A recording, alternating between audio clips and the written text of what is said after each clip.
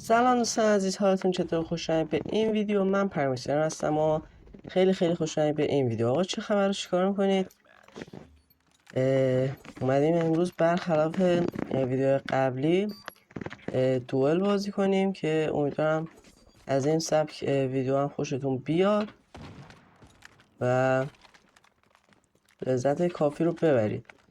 و بچه ها اگر از این ویدیو خوشتون اومد حتما دکمه لایک ویدیو رو بزنید که خیلی بهم انرژی میده و حتما داخل کامنت ها هر نظری درباره ساخت ویدیو مختلف دارید، نمیدونم اتچمنت های گانه مختلف یا هر چیزی، حتما بهم بگید که من سعی کنم در همون زمینه بیشتر فعالیت کنم و همین دیگه. بریم سراغ این دوئل. امیدوارم لذت کافی رو ببرید و بچه اگه داخل کامنت ها هم میخواید که با شماها دوئل بزنم حتما بیاید داخل کامنت ها بنویسید برام که آیدیتون چی و اینا. اگه حتما وقت کنم میام باهاتون دوئل میزنم و همین دیگه. بریم سراغ گیم پلی. امیدوارم از این گیم پلی جذاب خوشتون بیاد.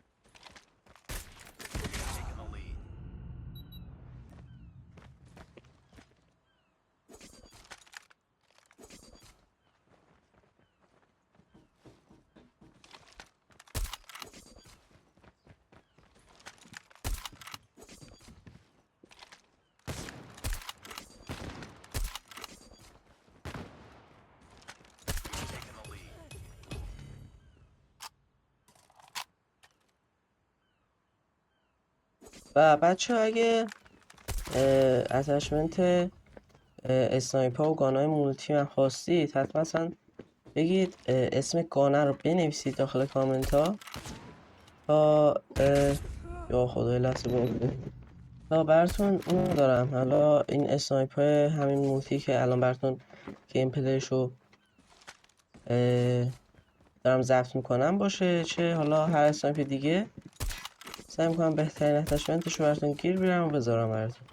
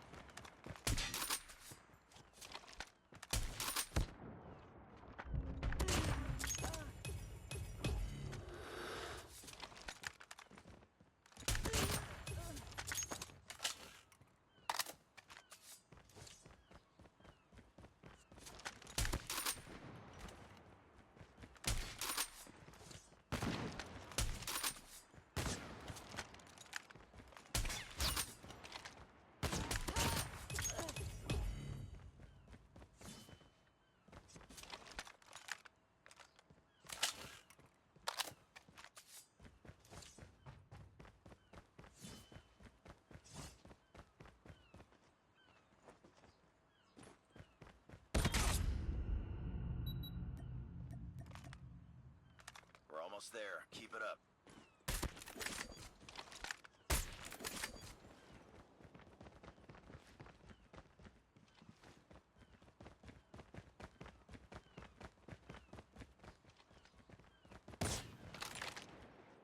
Taking the lead.